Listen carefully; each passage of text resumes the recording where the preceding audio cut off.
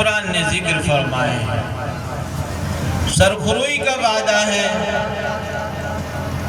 نظام تمہیں دینے کا وعدہ ہے، اور سب کچھ تمہارے ہی لیے کہا گیا ہے۔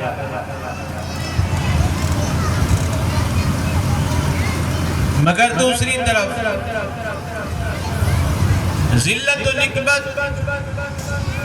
کی گڑھوں میں اگر کوئی نظر آئے گا تو آپ کو ہم نظر آئیں گے۔ اوج ثریا پر وہ لوگ ہیں، کامیابی اور ترقی کی راہوں میں وہ لوگ ہیں، ذلت کا دور جن کے گلوں میں کہا گیا۔ ہم اور آپ راہ حق پر کہنے کے باوجود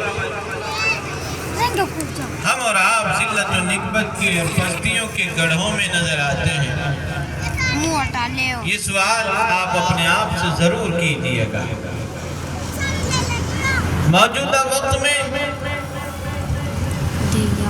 جبکہ چاروں طرف اندھیرا اندھیرا نظر آتا ہے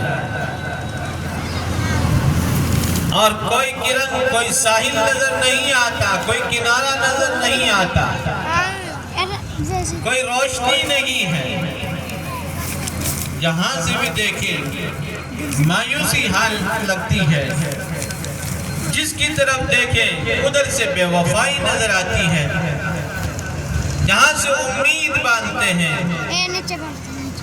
ادھر سے اس کے برعکس نظر آتا ہے۔ عزیزان محترم، جب ایک کے بعد ایک نت نئے حربے اور پلاننگ کے ساتھ میں ایک پوری کمیونٹی کو، پورے ایک سماج اور ایک معاشرے کو، ایک بڑی آبادی کو جب پچھڑوں سے بھی آتی پچھڑے ہونے پر مجبور کیا جا رہا ہو، اور جب انہیں اندھیرے کی طرف دھکیلا جا رہا ہو، ویسی سچویشن میں قوم کے بزرگوں، قوم کے علماء، قوم کے رہنما اور قوم کے لیڈروں کی ذمہ داری بنتی ہے کہ وہ اپنے سماج، اپنے معاشرے اور اپنی کمیونٹی کے ساتھ میں سر جوڑ کر کے بیٹھ جائیں اور بیٹھ کر کے اس کا سدباب سوچیں، اس نظام اور اس ظلم کے متعلق کوئی سد سکندری کھڑی کر جائیں۔ عزیزان محترم، عقیدہ یہ ہے کہ زندگی دینے والی ذات اللہ کی ہے، عقیدہ یہ بھی ہے کہ موت ایک بار آتی ہے، عقیدہ یہ بھی پڑھایا گیا۔ اللہ کے راستوں میں 3 دن چلا 4 ماہ لگا کر کے دل میں یہ بات بھی بٹھائی گئی۔ مدارس اسلامیہ میں چھوٹے چھوٹے سے ننھے منھے سے بچے سے لے کر کے اور اس کو خوب نوجوان اور بڑا کیا جاتا ہے ان عقائد کے اوپر، ان نظریات کے اوپر کہ عزت دینے والی ذات اللہ کی ہے، موت دینے والا وہ ہے اور ذلت دینے والا وہ ہے۔ اس کے باوجود بڑوں کا، چھوٹوں کا، پڑھے لکھوں کا، غیر پڑھوں لکھوں کا، سب کا نظام، سب کے عقائد اس کے برخلاف نظر آتا ہے۔ عزیزان محترم، جو بات ہماری دادی اماں نے اور جو بات ہماری اماں نے ہماری بھٹی میں ڈالی تھی کہ بیٹا کرنے والی ذات تو ایک اللہ کی ہے، جو بات ہمیں قرآن نے بتائی، جو بات احادیث رسول سے پتہ چلی، محمد عربی صلی اللہ علیہ وسلم نے بتایا کہ موت و حیات کا مالک ایک اللہ ہے، لیکن اس کے باوجود زندگی سب کو پیاری، عیش و عیاشی سب کو اچھی لگتی ہے، اور سب یہ چاہتے ہیں کہ اس کفن کو اپنے سر سے کوئی اور باندھ لے، ہمیں تو کوئی کھروچ بھی نہ لگے، ہمیں تو کوئی ٹھوکر بھی نہ لگے، اور حالات یوں ہی تبدیل ہو جائیں اور ہمیں نظام عدل اور نظام عمر مل جائے۔ عزیزان محترم، میرے بزرگ اور میرے عزیز نوجوان ساتھیوں، تھوڑی بات کروں گا مگر یہ بات آپ کو مجبور کریں گی کہ وہ باتیں آپ سے کہے گی کہ ہاں بات تو ٹھیک ہے مگر کرے کون؟ بلی کے گلے میں گھنٹی باندھے کون؟ عزیزان محترم، یاد رکھیے گا اللہ کے قرآن نے ہمیں بتایا ہے کہ اللہ کا نظام تبدیل ہونے کے لیے نہیں آیا۔ بتاؤ بھائی، اللہ کا نظام تبدیل ہونے کے لیے آیا ہے؟ نہیں آیا۔ فَلَن تَجِدَ لِسُنَّتِ اللَّهِ تَبْدِيلًا، اللہ کا نظام تبدیل ہونے نہیں آیا۔ یہ زمین تبدیل ہوگی، یہ آسمان اپنے رنگ بدلے گا، یہ سورج چھپ جائے گا، روشنی نمودار ہوگی، مگر اللہ کا جو نظام ہے، اس کا جو قانون ہے وہ تبدیل نہیں ہوگا۔ چاہے زمانے بدل جائیں، قومیں بدل جائیں، مگر اللہ کا نظام چونکہ تو رہے گا۔ جو مانے گا اللہ تعالیٰ اس کو عزت اور سرخروئی عطا فرمائیں گے، جو نہیں مانے گا وہ ذلت و نکبت کے گڑھوں میں جا کر کے گر جائے گا۔ عزیزان محترم، آج کی میری یہ مختصر سی معروضات، آج کی یہ اسپیچ یاد رکھیے آئین کے دائرے میں، قانون کے دائرے میں رہے گی۔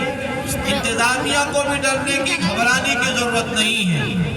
ہم ایسی بات نہیں کہتے جو فساد پھیلے، ہم آئین کے پڑھے ہوئے لوگ ہیں، قانون کو اچھی طرح جانتے ہیں اور تمام آرٹیکل سے بخوبی واقف ہیں۔ یہ ایک الگ بات ہے کہ بظاہر جبے اور قبے اور لباس سے آپ کو کوئی ملا جی نظر آتے ہوں، مگر یاد رکھیے جس طرح ہمیں قرآن ازبر ہے اور قرآن کی گہرائی اور گہرائی کو جانتے ہیں، اسی طرح جس ملک میں ہم پیدا ہوئے، جہاں ہم رہتے ہیں، جس دیش میں ہم کھاتے ہیں، اس کا سمویدھان، اس کا آئین، اس کا قانون بھی ہم پڑھتے ہیں۔ اس اعتبار سے میری معروضات، میری اسپیچ آئین کے دائرے میں رہے گی، قانون کے دائرے میں رہے گی۔ بہرحال میں عرض کرنے کے لیے چلا ہوں آج کے موجودہ سچویشن کے اوپر، موجودہ حالات کے اوپر، کرنٹ ایشوز کے اوپر، جس کے اوپر ہم سننا نہیں چاہتے، کہنے والا بھی کہنا نہیں چاہتا، چونکہ اس کے اندر اس کو نظر آتا ہے کہ اس میں مال و ملوگا نہیں ہے، اس میں پگڑیاں اچھل جاتی ہیں، اس میں ٹوپیاں روکی جاتی ہیں، اس میں ٹھوکریں کھائی جاتی ہیں۔ اسی لیے وہ بھی یہ چاہتے ہیں کہ ایسی نرم نرم ایران و توران کی باتیں کی جائیں، ایسی کہانیاں سنائی جائیں کہ جس سے مجمع بھی ٹھانڈے مارے، لفافے بھی موٹے ملے اور بات بھی خوب آئے، رنگ بھی خوب جم جائے۔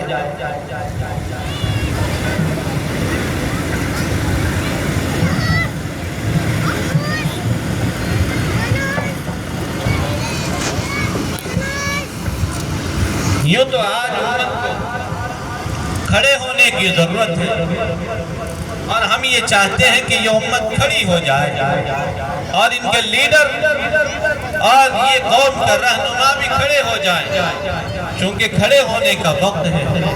بیٹھ کر لیٹ کر کے بہت سارے کام ہو چکے ہیں، بہت ساری باتیں ہو چکی، مگر مجھے ایک بار کہا جا رہا تھا بیٹھ کر کے کہی جائے، تو بہرحال میں بیٹھ جاتا ہوں۔ میرے عزیزوں، میں نے عرض کیا کرنٹ ایشوز کے اوپر بات کرنا آئین کے خلاف نہیں ہے، قانون کے خلاف نہیں ہے، سمویدھان کے دائرے کے اندر ہے۔ موجودہ وقت میں ہمارے ملک کی عدلیہ اور ہمارے ملک کی سرکاروں نے ایک قانون لے کر کے آئے، وقف امینڈ بل جسے کہا جاتا ہے۔ آپ نے سوشل میڈیا کے ذریعے سے، اخبارات کے ذریعے سے، علماء کے ذریعے سے سنا ہوگا، یہ وقف بل ہے کیا؟ یہ وقبل ہے کیا؟ یہ چند باتیں عرض کر رہا ہوں، یاد رکھیے یہ بھی دین کی باتیں ہیں، آپ کو باخبر رکھنا اور آپ تک بات پہنچانا یہ بھی ہماری ذمہ داری ہے۔ ایک بڑے میاں پوچھ رہے تھے، ملا جی یہ بتاؤ تو صحیح کہ یہ وقبل ہے کیا؟ میرے عزیزوں یاد رکھیے یہ وقف کے معنی ہیں روکنے کے۔ اسلام کے اندر یاد رکھیے جس طریقے سے بدنی عبادت ہے، نماز ہے، روزہ ہے، حج ہے، زکوٰۃ ہے، اسی طرح سے مالی عبادت بھی ہے۔ ہم جہاں بدنی عبادت کرتے ہیں وہیں مالی عبادت بھی کی جاتی ہے۔ ہم اللہ کی راہوں میں خرچ کرتے ہیں، صدقہ دیتے ہیں، خیر خیرات کا کام کرتے ہیں۔ مالی عبادتیں انسان کے اپنے لیے ہیں، جانی عبادتیں انسان کے اپنے لیے ہیں، مگر وہیں مالی عبادتیں اس کے اپنے لیے بھی ہیں، وہ سماج کے لیے بھی ہیں، وہ مانوتا کے لیے بھی ہیں، وہ مخلوق خدا کے لیے بھی ہیں، وہ سب کے لیے ہیں۔ اس اعتبار سے بدنی عبادتیں تو آپ کو اللہ کے نزدیک کریں گی ہی کریں گی، مگر مالی عبادتیں آپ کو اللہ کا محبوب بنا دیں گی۔ اسی لیے کہا گیا خدمت سے خدا ملتا ہے۔ کیا کہا گیا بھائی؟ خدمت سے، بولیے ذرا بھائی، خدمت سے خدا ملتا ہے۔ تو جہاں ہم اپنی مسجدوں میں جا کر نماز پڑھتے ہیں، جہاں رمضان میں روزے رکھتے ہیں، مال ہوتا ہے تو حج بھی کرتے ہیں، زکوٰۃ بھی ادا کرتے ہیں، اسی طریقے سے ایک اور عبادت ہے جسے مالی عبادت کہا جاتا ہے، جسے خیر خیرات کہا جاتا ہے۔ خیر خیرات کے بھی کئی ایک طریقے ہیں، اس میں سے ایک طریقہ ہے صدقہ جاریہ جسے کہتے ہیں، یا اپنی املاک کو، اپنی زمین کو، اپنی جائیداد کو، اپنے گھر کو یا کسی بھی چیز کو وقف کر دینا، اللہ کی راہ میں دے دینا، اس سے وہ چیز جو کا تو باقی رہتی ہے۔ وقف کے معنی میں نے عرض کیا روکنے کے آتے ہیں، یعنی اس چیز کی حیثیت جو کا تو رہتی ہے اور لوگوں کو اس سے فائدہ پہنچتا رہتا ہے۔ مثال کے طور پر آپ نے کسی غریب کی مدد کی، آپ نے اس کو 100 روپے دیے، اس نے اس کا کھانا بنایا اور کھا لیا اور بات ختم ہو گئی۔ آپ نے کسی کو دوائی دلائی، وہ مرض ٹھیک ہوا اور بات ختم ہو گئی۔ مگر میرے عزیزوں یہ جو وقف جسے کہا جاتا ہے اس کی حیثیت جو کا تو رہتی ہے، وہ زمین جو کا تو رہتی ہے، مگر اس سے امت کا فائدہ ہوتا ہے، اس سے انسانیت کا فائدہ ہوتا ہے، اس سے لوگوں کا فائدہ ہوتا ہے۔ یہ وقت یوں تو اسلام سے پہلے بھی، محمد عربی صلی اللہ علیہ وسلم سے پہلے بھی اس دنیا کے اندر یہ نظام قائم تھا، اور مشرکین مکہ بیت اللہ کے اوپر نظر و نیاز چڑھایا کرتے تھے، اور اس سے وہاں کے زائرین کے لیے، وہاں کے خدمتگاروں کے لیے، خدام کے لیے اس سے انتظامات کیے جاتے ہیں۔ محمد عربی صلی اللہ علیہ وسلم جب اس دنیا میں تشریف لائے تو اس نظام کو اور بہتر کیا گیا، اور خود آقا مدنی کریم صلی اللہ علیہ وسلم سے بھی وقف کرنا ثابت ہے۔ اسی لیے اللہ کے نبی علیہ السلام نے یہ مدینے کے 2 یتیم تھے،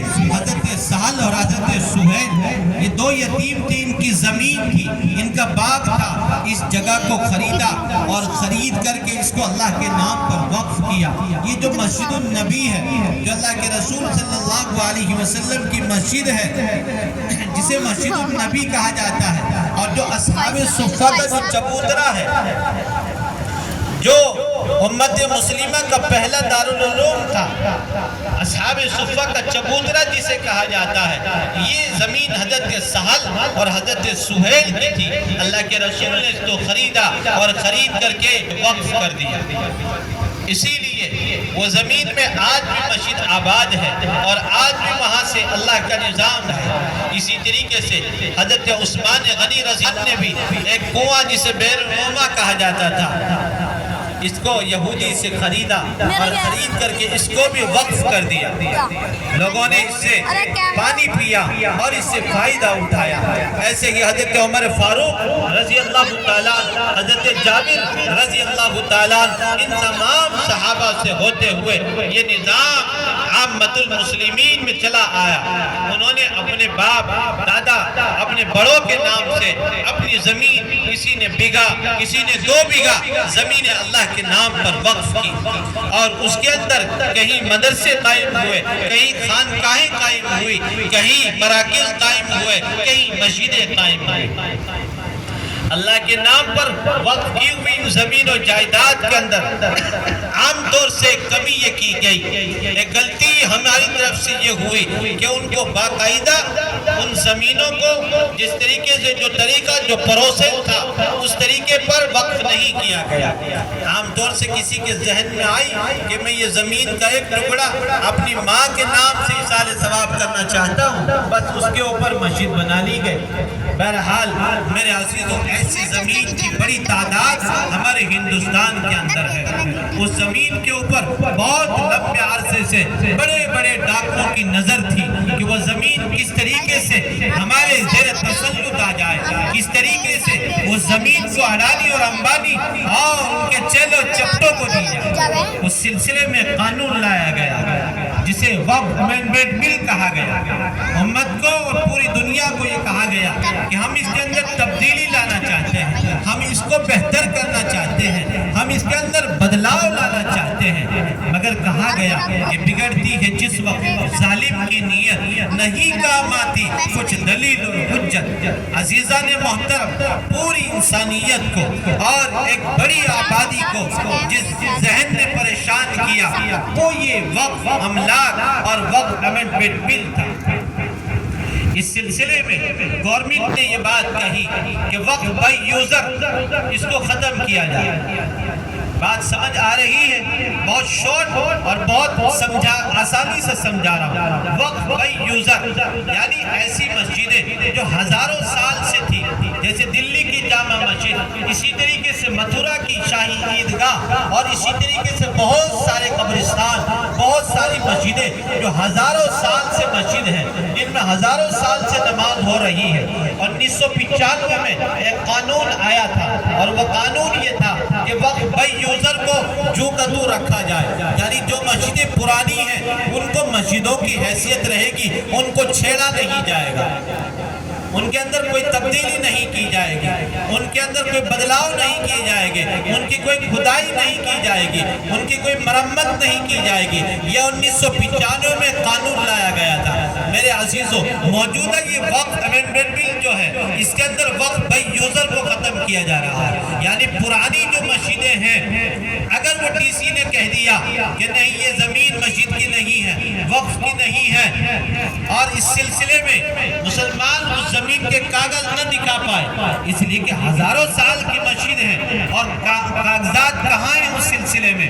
میرے عزیزوں، یہاں تو 100 سال کے کاغذ ملنا مشکل ہوتے ہیں، اور ہزاروں سال کے کاغذات کہاں سے دکھائے جائیں؟ اس سلسلے میں اگر نگر نگم یا ڈی سی کہہ دے کہ نہیں یہ وقف املاک نہیں ہے تو اس کے اوپر بلڈوزر چلا دیا جائے گا، اس کو شہید کر دیا جائے گا، اس کو استبل خانہ بنا دیا جائے گا، اس کو اڈانی امبانی کو دے کر کے بڑا مال بنا دیا جائے گا۔ یہ ہے وقف بائی یوزر۔ عزیزان محترم، اگر وقف بائی یوزر سب کے لیے برابر ہوتا، اس لیے کہ ملک کے اندر 2 قانون ہیں۔ کتنے قانون ہیں بھائی؟ بتائیے کتنے قانون ہیں؟ 2 قانون ہیں ملک کے اندر، ایک تو ہے پرسنل لا، ایک ہے کرمنل بورڈ، ایک پرسنل بورڈ، یہ 2 ہیں۔ کرمنل بورڈ کے اندر تو سب کے لیے ایک قانون ہے، یعنی ایک جرم ہندو نے کیا